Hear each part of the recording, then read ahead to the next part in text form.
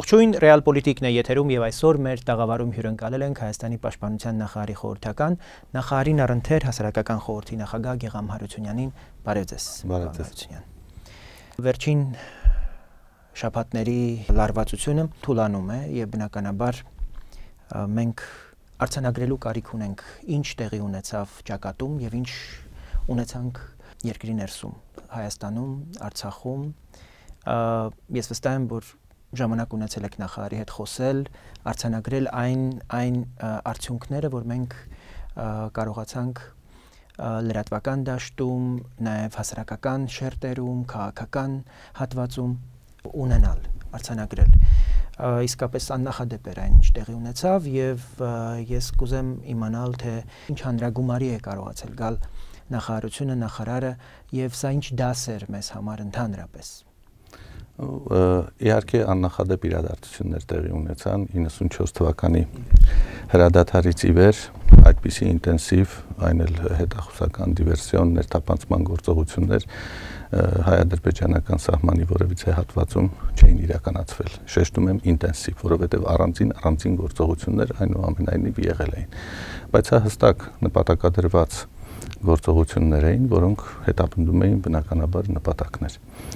Ինչ վերաբերվում է Հայաստանի Հանրապետության պաշտպանության նախարարի եւ նախարարության տեսակետին, ապա մենք բոլորս գիտենք, որ պաշտպանության նախարարությունը հանդես է եկել համապատասխան հայտարարությամբ, որտեղ գնահատականներ է հնչեցրել կատարվածի վերաբերյալ։ Ասեմ նաեւ, որ հասարակական խորհուրդը նույնպես օգոստոսի 8-ին տարածեց մի հայտարարություն իր գնահատականները տալով, որտեղ նաեւ արծարծված են հարցեր, որոնք դուք այժմ առաջադրեցիք։ Կային նպատակներ իհարկե։ Ադրբեջանի գործողությունները աննպատակ չէին։ Որոնք էին։ Դրանք եւ արտաքին քաղաքական եւ իրենց երկրի ներսի համար ուղղված նպատակներ էին, ինչպես նաեւ մեր հասարակության վրա ազդելու որոշակիորեն հոգեբանորեն ազդելու նպատակ։ Պետք է ասել, որ վերջին շրջանի բոլոր գործողությունները ավելի շատ ուղղված են եղել հայ հասարակությունը քայքայելու, տրոհելու, այսպես անընդհատ տագնապի տրամադրություններում պահելու եւ այդ տրամադրություններով փորձել զգալ մեր զգոնությունը, թերևս, չէ, այսպես ինչքանով են։ Դա էլ կար իհարկե, բայց կարծում եմ ամենից առաջ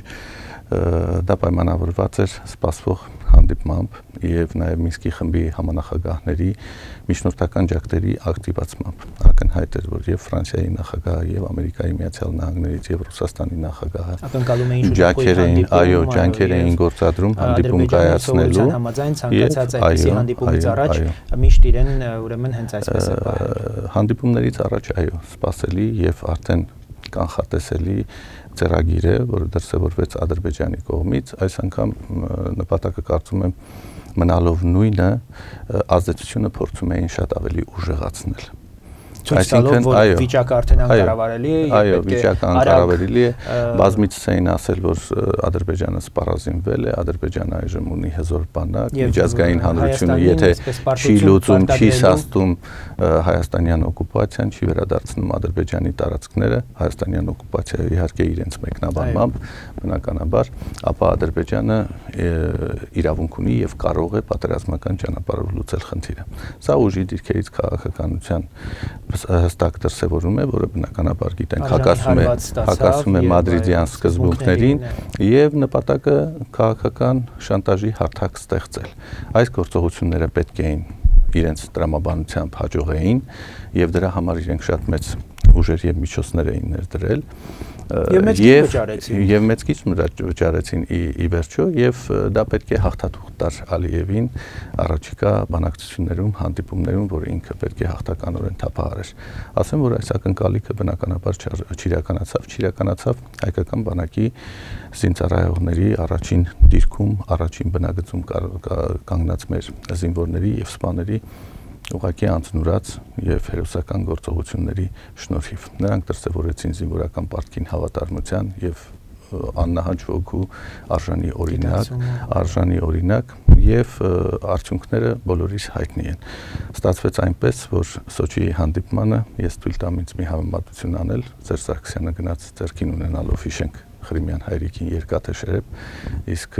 Ալիևի մոտ եթե կար շերեփ, ապա դա թղթից էր։ Սա ակնհայտ էր։ Երկրորդ բնականաբար իրենց հանրույթին ուղված ներքին սպառման համար ուղված խնդիրեր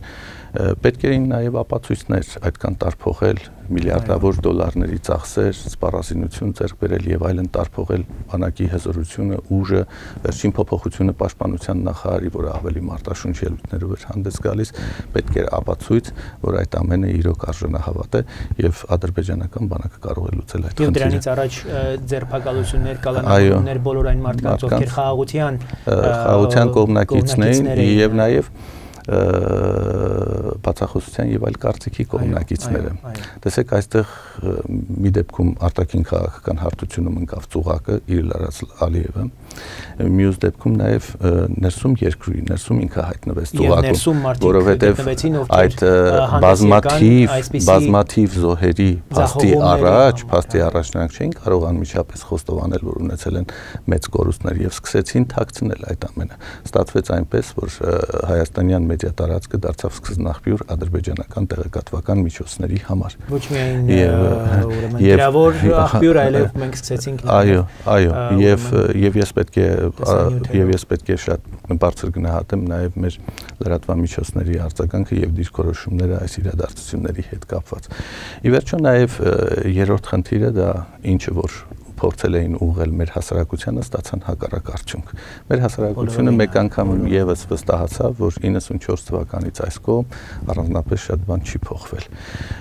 Ճիշտ է, թերևս մենք ունենք մի նոր փայլուն սերունդ, որը պատրաստ է եւ մարդունակ բանակ ունենք եւ ճիշտ է թող որ Ադրբեջանը միլիարդավոր դոլարներ է ծախսել իր սպառազինության վրա, թող որ իր խավիարային դիվանագիտությամբ, նավթադոլարներով միջազգային դիվանագիտական ինչ-որ հարթակներում ինչ-որ հաստատագրումներ է արել ի նպաստ իրեն, բայց առաջին գծում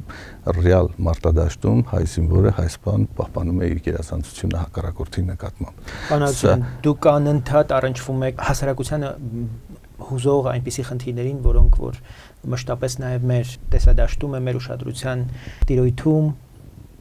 եւ հետաքրքիր դիտարկում էի անում այս օրերին, երբ այս լարվածության ամբողջ ժամանակահատվածում մենք ոչ մի կանոնադրական խախտման այսպես դեպք նույնիսկ չունեցանք, որը իսկապես մի այլ այսպես հպարտություն էր, որ փաստորեն զինվորները բոլոր նրանք, ովքեր կարող է այլ պայմաններում այլ կերպ դրսևորեին, այստեղ ուղղակի միակամություն էր եւ մեկը մյուսին այսպես արժանի պաշտպանությամբ, այսպես եղբայրական ոգով, այնինչ մենք եւս հականատես եղանք Արցախում առաջին գծում, ուղղակի ապշեցնող էր։ Ես շնորհակալ եմ ձեզ այդ դիտարկման համար եւ շատ դիպուկ եմ համարում ձեր դիտարկումը։ Նախ ասեմ նաեւ, որ մինչ այս գործողություններն էլ նախորդ բավական մեծ աշխատանքի արդյունքում, որտեղ չեմ կարող չշեշտել պաշտպանության նախարարի անձնական եւ մտավոր եւ կազմակերպչական ներդրումն ու ջանքերը։ Միջանձնային հարաբերությունների ոլորտը, որը անհանգստացնող խնդիրներից մեկն է եւ մշտապես լինելու է, քանի 18-ից 20 տարեկան երիտասարդներն են զորակոչվում բանակ, լարված վիճակը տեսնելով այդ մեր պատրաստ վիճակը նաև թե մենք ոնց կարող ենք արձանագրել այդ իրավիճակին, այդ իրողություններին, եւս մեկ անգամ ավելի ու ավելի մեզ զգուշացնում է ավելի ուշադիր լինել այդ հատվածին, կրկնակի ավելի ուրեմն ջանքեր գործադրել այդ ոլորտը։ Ես ամենայնիվ շարունակեմ միտքս, ուզում եի ասել, որ մինչ այս իրադարձություններն էլ արդեն եթե վիճակագրական տվյալները համեմատենք նախորդ տարվա նույն ժամանակահատվածի ցուցանիշների հետ, միջանձնային հարաբերությունների հողի վրա միջադեպերը կտրուկ նվազել են։ Ընդհանրապես ունեցել ենք մեկ այդպիսի դեպք մինչև այս իրադարձությունները նախորդ տարվա համեմատ մի քանի անգամ դա ավելի նվազ ցուցանիշ է, բայց այս իրադարձությունները բոլորովին ուրիշ իրավիճակ ստեղծեցին բանակի ներսում։ Մենք խոսում ենք մեր հասարակության համախմբման մասին, հայրենիքի պաշտպանության գաղափարի եւ բանակին սատարելու գաղափարի շուրջ, ինչը մենք տեսանք եւ ինչը շատ ոգևորիչ ու կարեւոր է այս իրավիճակում, բայց ներքին, բայց տեղի ունենում ներքին համախմբում նաեւ բանակում եւ զինվորները համախմբվում են սպաների իրենց հրամանատարների շուրջ։ Այսինքն այդպիսի փաստեր, այդպիսի այո, ես ձեզ ասեմ իմ թարմ տպավորությունը, դուք եք վերջին օրերին եղել, ես ուղղակի լուսադեմին եմ վերադարձել Ղարաբաղից, պաշտպանության բանակից այցելել եմ Մարտակերտ եւ այցելել եմ Մատաղիս, այդտեղ տեղակայված զորամասերը, եղել եմ Մարտակերտի զորամասի այն դիրքում, որտեղ հուլիսի 25-ի, լույս 26-ի գիշերը եւ օգոստոսի 2-ի գիշերը եղել են երկու իրար հաջորդող դիվերսիոն գործողություններ, ստեղծվել էր բավականին վտանգավոր իրավիճակ։ Մենք հանդիպումներ ենք անցկացրել, ես զրույցներ եմ ունեցել հետախուզական վաշտի զինվորների հետ, որոնց հրամանատարը հերոսաբար զոհվեց, եւ տեսնեիք թե ինչ ջերմությամբ էին նորենք խոսում իրենց հրամանատարի մասին։ Եվ ասեմ, այդ միջադեպը մի քիչ ավելի մանրամասն են ինձ ներկայացրել։ Անմիջապես վաշտի հրամանատար Զորիկ Գևորգյանը վերցրել է մարտը իր վրա։ Նա անմիջապես երկու հակառակորդի զինվոր է ոչնչացրել, որից հետո ինքը վիրավորվել է, երկրորդ անգամ է վիրավորվել, մինչ այդ ոչնչացնելով եւս մեկ զինվորի կրկնակի վիրավորված վիճակում հասցրել են նռնակն նետել հակառակորդի ուղղությամբ։ Երրորդ գնդակը հակառակորդի ցավոք սրտի մահացու է եղել։ Մարտը անմիջապես ընդունել է հրամանատարը իր վրա, այդպիսով պաշտպանելով իր պաշտպանության տակ առնելով նաեւ իր զինվորներին։ Դիրքում առաջացել է մի իրավիճակ, երբ 40 հոգանոց հատուկ նշանակության ջոկատայիններ, հատուկ պատրաստություն անցած եւ զինված հանդերձավորված բոլոր անհրաժեշտ միջոցներով գիշերային պայմաններում եւ ընդհանրապես հատուկ գործողություն կատարելու համար։ Եվ իրավիճակին միջամտել է մեկ այլ վաշտի հրամանատար, հրաձգային վաշտի հրամանատարը, որը իր դիտակետից գնդացրային կողային կրակ է բացել այս ադրբեջանական դիվերսիոն ջոկատ, արդեն ոչ թե խումբ է սա, 10-15 մարդ չեն, 40 սա արդեն ջոկատ է,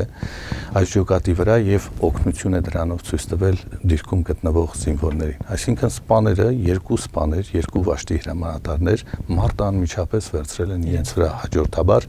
եւ պաշտպանության տակ են առել իրենց զինվորներին։ Զինվորները շատ լավ հասկանում են, թե ինչ են արել իրենց սպաները իրենց համար։ Իհարկե մեր զինվորներն էլ են հրաշալի գործել։ Կոնկրետ այո, հրաշալի գործել։ Ես ուզում եմ ասել նաեւ երկրորդ վաշտի հրամանատարի անունը Հայկ Խալաթյան, Զորիկ Գևորգյան, երկրորդ աստիճանի մարտական խաչ շքանշանով պարգևատրվեց հետմահու ցավոք սրտի, եւ Հայկ Խալաթյանը, որը Փառք Աստծո ողջ առողջ է եւ հրաշալի գործողություններ էր կատարել իր երկու պայմանագրային զինվորների հետ այդ մարտի ընթացքում։ Զինվորները տեսնում են այս եւ նրանք համախմբվում են իրենց սպաների շուրջ։ Հասարակության մեջ շատ ենք լսել սպաները կոպիտ են, սպաները պահանջկոտ են եւ այլն, այսպիսի խոսակցություններ շատ են եղել։ Հիմա մենք տեսնում ենք, որ մեր սպաները երբ որ իրոք իրենց զինվորին վտանգ է սպառնում, նախ իրենք զինվորական որպես կադրային զինվորականներ իրենց զինվորական պարտքին հավատարիմ վարքագիծ են դրսևորում եւ սա շատ կարևոր արձանագրում է, որ մենք պետք է անենք։ Մեր ոչ մի սպա, քանի սպա ունեցանք արդեն, եւ ցավոք սրտի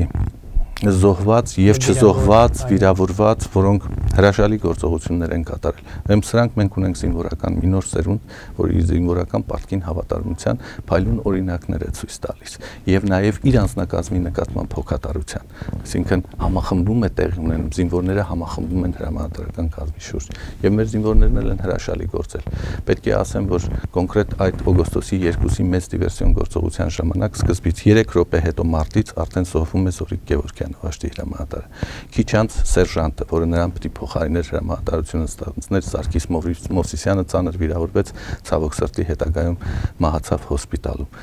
Եվ ես երբ որ պատմում էին հետախուզական վաշտի զինվորները, հարցրեցի նրանց զրույցի ժամանակ, ասի իսկ ով ստանձնեց հրամանատարությունը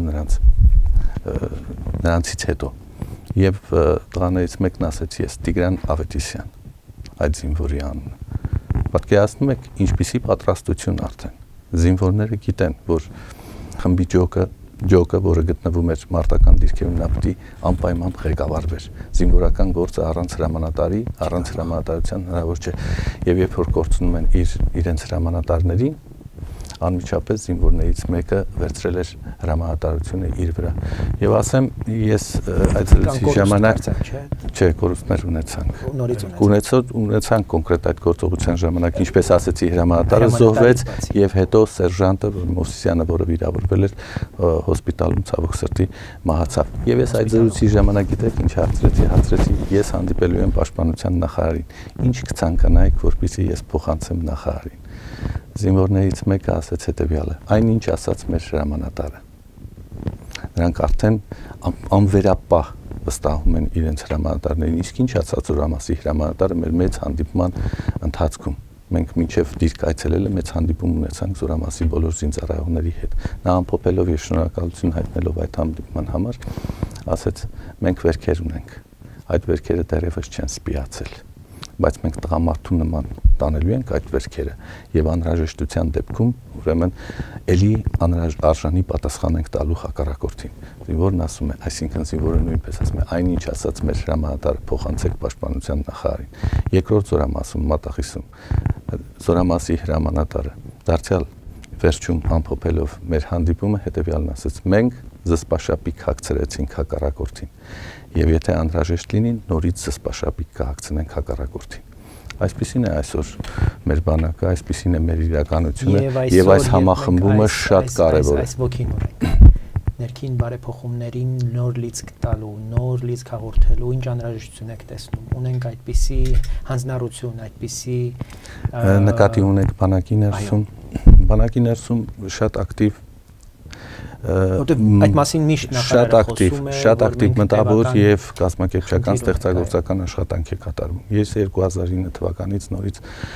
բախտ եմ ունեցել շատ մոտիկից առնչվելու բանակային գործերին եւ տեսնում եմ այն մեծ աշխատանքը, որը իրականացվում է։ Կոնկրետ երկրորդ խնդիրն էլ կուզենայի շեշտել, այստեղ ոչ միայն սպա զինվոր հարաբերությունների դաշտ, այլ զինվոր հարաբերությունների դաշտը, ինչի մասին մենք խոսեցինք։ Շատ ենք խոսել հանդիպումների ժամանակ ասել գոյություն ունի թշնամի իրական, դուք ձեր մեջ թշնամի փնտրելու իրավունք չունեք, ձեր ծառայությունը 2 տարվա անպտուղ է, եթե ձեզնից յուրաքանչյուրը, եթե ձեզնից յուրաքանչյուրը զորացրվելուց հետո կյանքի 10-15 ընկեր չի ունենալու այս 2 տարվա ընթացքում, այսպիսի հորդորներ, այսպիսի ելույթներ շատ ենք ունեցել, բայց տեսեք այս իրադարձությունները արեցին այն, ինչ մենք տարիներ շարունակ ձգտում էինք։ Հիմա ընկերականության եղբայրության մի չտեսնված մթնոլորտ է բանակում։ Բոլորը հասկանում են, որ կա իրական թշնամի եւ նրան թողած իրենք իրենց մեջ հարցեր ու հարաբերություններ չպիտի բարձեն ու չպիտի ունենան առհասարակ, որովհետեւ տեսել են, եթե ընկերը կողքին կանգնած է ամուր ուսուսի տված, ուրեմն նաեւ սա է, այսինքն ունեցել ենք այդպիսի շրջան, այս իրադարձությունները շատ մեծ իրենք ճիշտ է։ Ես այնուամենայնիվ համարում եմ, որ սա շատ նպատակային ակցիայի բնույթ ունեցող, չնայած ընդհանուր կայունության, ապակայունացման, ընդհանուր քաղաքականության դրսևորում, բայց նաև շատ նպատակային կոնկրետ ժամանակահատվածի եւ կոնկրետ իրադրության համար իրականացված բարձր բաներ, այո, պետությանը ինքը շատ մեծ նշանակություն ունեցավ։ Ես ավելին ասեմ, մի քիչ համարձակ եզրահանգում անեմ, նաև պատերազմը հետ մղեց դա որոշակի ժամանակով կամ իրավիճակի ավելի սրումը հետ մղեց ամբողջ ճակատով արդեն դիվերսիոն եւ այլ բնույթի գործողությունների ծավալումը հետ մղեց որովհետեւ հետեւյալը կա ինչքան էլ գլխապատառ լինեն ինչքան էլ արկածախիտ խնդիր լինեն այնուամենայնիվ պետք է վերլուծի Ադրբեջանը ինչ կատարվեց այնուամենայնիվ նրանք վստահ էին որ իրենք հաջողելու են եւ կանգնեցին փաստի առաջ հիմա իրենց ժամանակ է պետք իրենք պետք է այս ամենը վերլուծեն ճիշտ է այդ ժամանակը իրենք քողարկեն հանդիպումից հետո անհրաժեշտ պայմանավորվածությունը հարգելու եւ այլն սա էլ կա իհարկե ես չեմ թերագնահատում այն հանդիպման արժեքը բնավ ընդհակառակը կարծում եմ որ դա վճռական եւ կարեւոր ազդեցություն է ունենալու իրավիճակի կայունացման համար որոշակի ժամանակահատվածում խոսքը Սոչիի մասին է նրանք այդ ամենի տակ Իսկ նախագահները նոր հանդիպում են կազմակերպում արդեն իսկ աշնանը եթե ոչ Ֆրանսիայում ապա Միացյալ Նահանգներում եւ այլն դա շատ կարեւոր է բանակցային գործընթացը չպետք է ընդհատվի որովհետեւ բանակցային գործընթացը չկա այլ ընտրանքը այսպիսի իրավիճակն է ուրեմն սահմաններում այս իրավիճակի տակ քողարկվելով իրենք փորձելու են վերլուծել այս ամեն ինչը գլխապատառ չեն նետվելու նորից նոր հարվածներ ստանալու առավել եւս որ ադրբեջանական հանրությունն էլ չի լռում որքան էլ որ մենք գիտենք թե ինչ բնույթ ունի Ալիևյան ռեժիմը բայց այնտեղ կան մարդիկ որոնք ուզում են ճշմարտությունը ունենան որոնք ուզում են իր կարծիք հայտնել որոնց կարծիքը տարբերվում է իշխանության կարծիքից որոնք նաեւ բռնաճնշումների են ենթարկվում այսօր մենք գիտենք յունուսովների հետ կապված խնդիրները մյուս իրավապաշտպանների մեդիայի վիճակը մեդիան դժգոհ մնաց Ադրբեջանի իրենց պաշտպանության նախարարության որքան էլ ամբողջ լրատվական դաշտը տիրապետվում է այսպես իշխանական Եվս մեկ կարևոր արձանագրում այս առիթով, քանի որ խոսում ենք անդադ հարցից հարց է առաջանում։ Ես ուզում եմ արձանագրել նաև պաշտպանության նախարարության տեղեկատվական քաղաքականությունը, որը այս օրերին առավել քան երբևէ հավանության արժանացավ կարծում եմ լրատվամիջոցների կողմից։ Համենայն դեպս նախարարության որևիցե տեղեկատվություն կասկածի տակ չի դրվել։ Դա այս վերջի տարիներին իրականացված քաղաքականության արդյունքն է։ 10-11 թվականներին մենք ունեցանք ճգնաժամ բանակհասարակություն հարաբերություններում կապված ծանր միջադեպերի հետ, նաև կապված տեղեկատվական որոշակի պրոցեսների հետ։ Մինչև 12 թվականը իրավապաշտպան դաշտը առանձին էր հաշվում բանակի կորուստները, պաշտպանության նախարարությունը ուրիշ իր թվերներ տալիս։ Բայց հիմա այդպիսի խնդիր չկա։ Բոլոր ցավոք սրտի լինում են նաև կորուստներ, բոլոր ծանր միջադեպերը, բոլոր նաև արժեքավոր գործերի մասին պաշտպանության նախարարությունը տեղեկատվություն է տալիս եւ այսօր առանձին հաշվարկ տանելու ինչ որ կասկածի տակ ենթադրելու անհրաժեշտություն չկա եւ այս քաղաքականության տրամաբանական եւ օրգանական շարունակությունը եղավ նաև այս դրսեւորումը եւ մենք շահեցինք նաև որպես հասարակություն, որպես պետություն, որպես ազգ, քանի որ մենք միմյանց նկատմամբ վստահության կամ անվստահություն ունենալու որևիցե առիթ չունեցանք։ Շատ կարևոր եմ համարում այս հանգամանքը, որովհետև իրազեկվածությունը հասարակության դա ինստիտուտի, այս կամ այն ինստիտուտի պետական, տվյալ դեպքում պաշտպանական ոլորտի կառույցի նկատմամբ վստահության համար մեկ պայմանն է եւ փառք ու պատիվ որ պաշտպանության նախարարությունը այդպիսի քաղաքականություն է իրականացնում։ Պաշտպանության նախարար Սերժան Օհանյանը բաց ասում է, որ մենք մեր ժողովրդից, մեր հասարակությունից թաքցնելու որևիցե բան չունենք։ Եվ նաև այսքան հանդիպումները, այսքան այցելությունները, շփումները հասարակության հետ սահմանամերձ բնակավայրերում,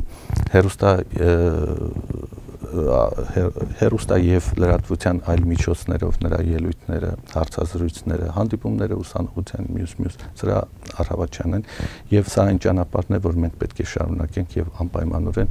ունենանք այդպիսի վստահություն։ Ուզում եմ նաեւ խառիթից օգտվել ջերմ խոսքեր ասել մեր ազատամարտիկների համար։ Այո։ Նրանք իհարկե հայրենասիրության զգացմունքի եւ հայրենասիրական ոգու խտացում են մեր հասարակության մեջ։ Մարդիկ են, որոնք 90-ական թվականներին ազգային մեծ խնդիր են լուծել, պատմության հուն են շրջել, դարեր շարունակ մենք կորուստներ էինք կրում, 90-ականներին մենք հաղթանակ տարանք եւ մեր հայրենիքի մի կողտրիկ անկյունը Արցախ աշխարհը այսօր ազատ է եւ ինքնուրույն փորձում է կերտել իր կյանքը հենվելով իհարկե մեր հայրենիքի աջակցության եւ օգնության վրա։ Այս մարդիկ կյանքի գործ են արել, իրենց կյանքի գործը։ Այս մարդիկ հավատարիմ են մնում իրենց կյանքի գործին այսօր եւս։ Եվ նրանց հանդես գալը հրապարակում, եւ նրանց մեկնելը դիրքեր, գիշերները այնտեղ անցկացնելը, հոգեբանական, ետ եկեք, եւ զինվորների պատասխանը ոչ դուք ձերն արել եք ձեր ժամանակին, հիմա մենք մերը պետք է անենք։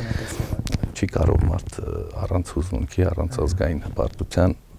զգացողության այս մասին խոսել եւ փառք ու պատիվ իրենք պետք է այս օրերին անպայման լինեն եւ եթե լարվածություն լինի ես կարծում եմ դա նաեւ չարցանագրել որ այդ մարդիկ գուցե եւ ունեին քաղաքական այսպես տարբեր իշխանությունից տարբերվող հայացքներ։ Այո, համախմբում է նաև դրա մասին է խոսքը, ոչ միայն հասարակական, այլ նաև քաղաքական դաշտը, հիշենք ազգային ժողովի խմբակցությունների հայտարարությունը, բոլոր եւ իշխանական եւ ոչ իշխանական ընդդիմադիր դաշտ, այսինքն սա ազգային հարց է, գիտեք, մենք երկրի ներսում կարող ենք տարբեր ժամանակահատվածներում պատմության ունենալ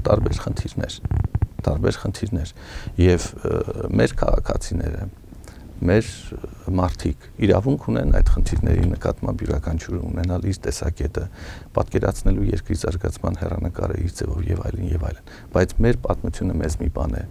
ցույց տվել։ Մենք ազգային դաշտում հայրենիքի հետ կապված հարցերում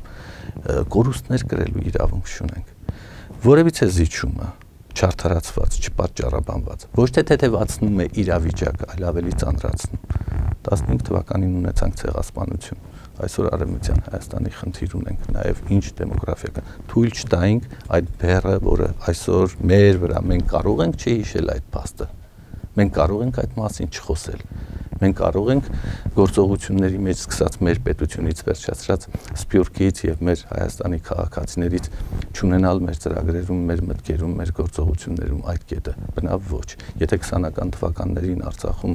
ինչպես Գարեգին Նժդեհը Զանգեզուրում կազմակերպվեր մի այդպիսի դիմադրություն, այսօր մենք չէինք ունենա 90-ականներին 88-ից Ղարաբաղյան շարժում եւ այդպիսի խնդիր եւ այսօրվա սերունդը բոլորովին ուրիշ հոգսերով կապրեր։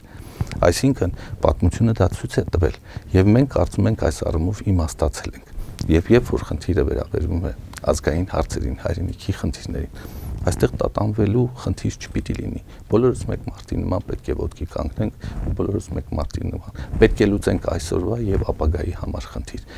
Իմանալով, որ բերը ապագա սերնդի համար շատ ենք չէ խոսում, ասենք, Հայաստանի հերանեկարի համար, ներկայի եւ ապագայի համար։ Ուրեմն սա է, իրական խնդիրը սա է, որ այստեղ մենք որևիցե տատանում եւ որևիցե պարակտում չպիտի ունենանք եւ Փառք Աստծո կարծես թե չունենք։ Եվ վերադառնալով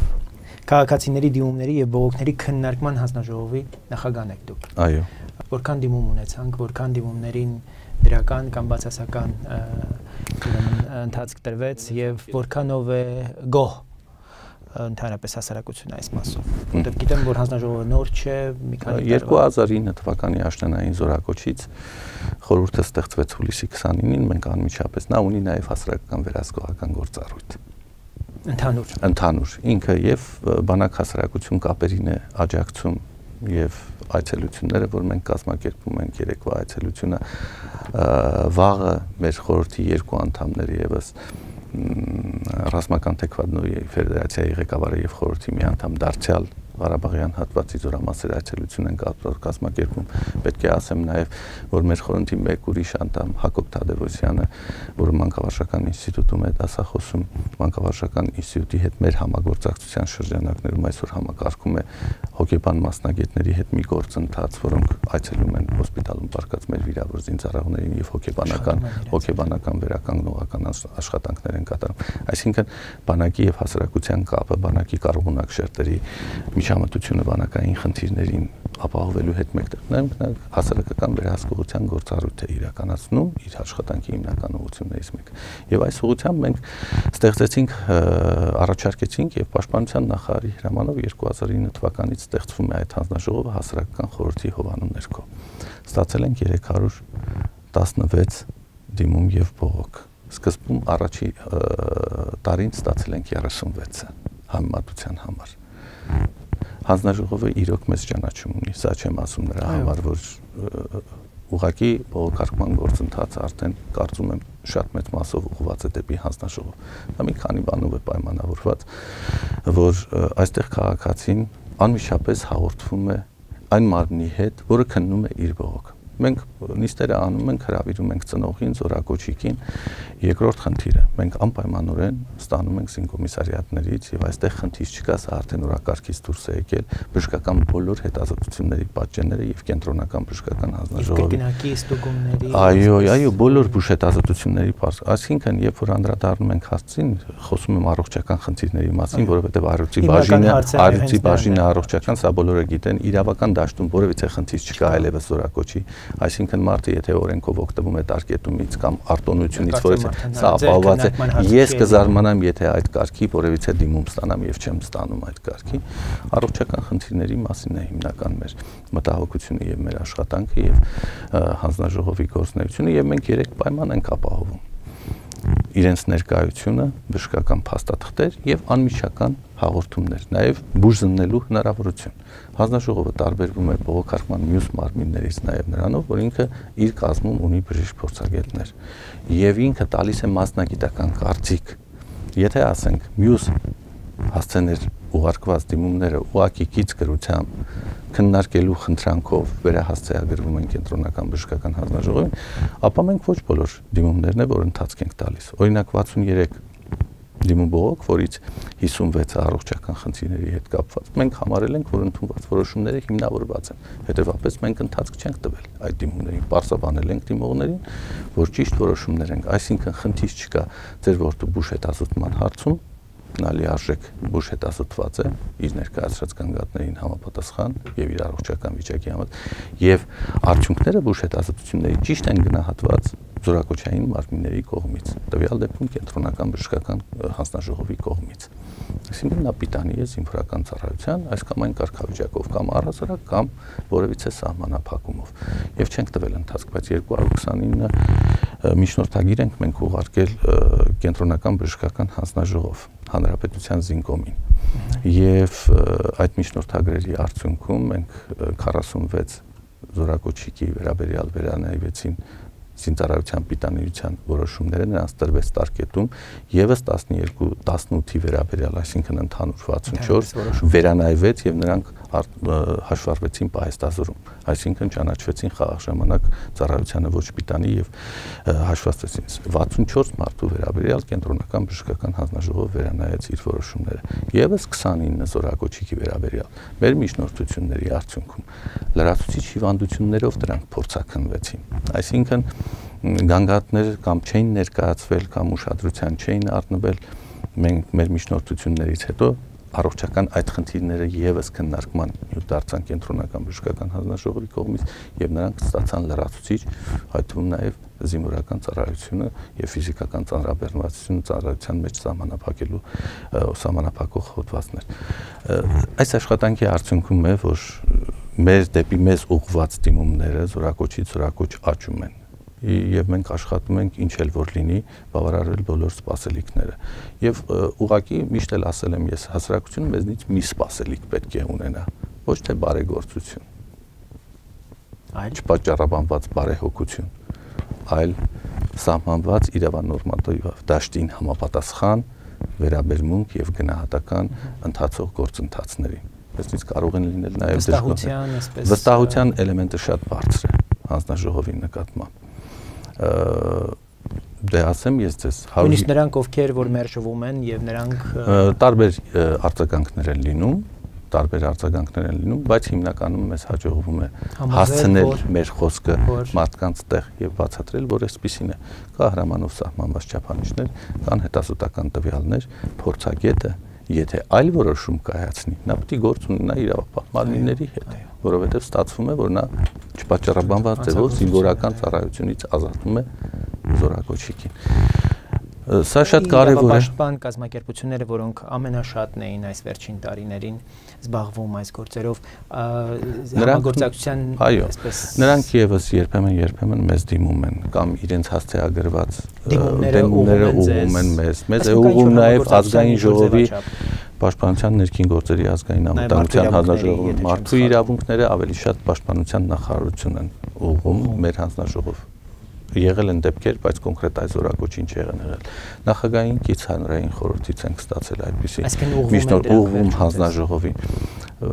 Հասարակական եւ ես ես ասեմ 119 Երևանից են այդ դիմումները, մնացածը մարզերից 316-ից եւ բոլոր զինկոմիսարիատների հաշվառված զորակոչիկների վերաբերյալ ենք ստանում։ Այսինքն ճանաչումը ամենտանուր է։ Գնալով աճեց վստահությունը եւ գնալով աճեց նաեւ մեր պատասխանատվությունը։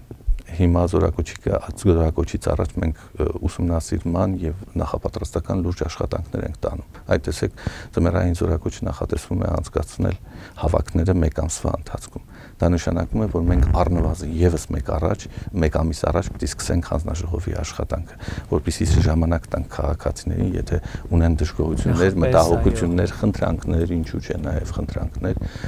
նախապես կարողանանք ընդունել եւ ժամանակային ցայտնոտի մեջ մենք չհայտնվենք։ Անելու ենք մեր գործը, զարգացնելու ենք այս հնարավորությունը բողոքարկման, միշտ բողոքող քաղաքացուն մեր վերաբերմունքը այնպեսին է, որ նա մեր համար գործընկեր է, ինչու, որովհետև մեր նպատակը օրինականության եւ արդարության սկզբունքների հաստատումն է։ Եթե նա ազանգ է ներկայացնում, անհանգստություն է ներկայացնում, խնդրանք է ներկայացնում, դա նշանակում է, որ նա նպաստում է մեզ անդրադառնալու այդ հարցին եւ կողմնորոշվելու, եթե ինչ որտեղ ոչ օրինական կամ անարդար բան է տեղի ունեցել, աշխատել, որպեսզի վերականգնել։ Ուզում եմ այս խնդիրը ամփոփելով ասել նաեւ իմ գոհունակությունը զորակոչային մարմինների արձագանքից։ Գիտեք, սա միայն հասարակական խորհրդի եւ այդ հանձնաժողովի ակտիվում չպետք է գրանցել 64 վերանայված եւ 29 լրացուցիչ փորձաքննված, հա։ Սա նաև նույն կենտրոնական բժշկական հանձնաժողովի ակտիվում պետք է գրանցել, որը պատրաստական է վերանայելու իր իսկ որոշումները, եթե հիմնավորված փաստեր է ներկայացնում կամ ուշադրություն է հրավիրում խնդիրների, որոնք կարող են նաև սպրտել վրիպել ուշադրությունից։ Սա մեծ գործընթաց է։ Եթե չլիներ նաև վրիպումների տեսական հնարավորության ընդունումը, ակնկալիքը, որ կարող են լինել շեղումներ, սխալներ, վրիպումներ եւ այլն, ապա բողոքարկման գործընթացն առհասարակ իմաստը որն է լինելու ստեղծել մի մարմին կամ սահմանադրական իրավունք տալ քաղաքացիներին դիմումներ, բողոքներ ներկայացնելու եւ նաեւ պարտավորեցնել համապատասխան պետական կառույցներին պատշաճ արձագանքելու այդ դիմումներին եւ ողջ։ Շնորհակալություն պարոն Հարությունյան, ես հիշեցնեմ, որ իմ հյուրն էր Հայաստանի Պաշտպանության նախարարի խորհրդական, Պաշտպանության նախարարին առընթեր հասարակական խորհրդի նախագահ Գեգամ Հարությունյանը։ Մնացեք բարով, կհանդիպենք։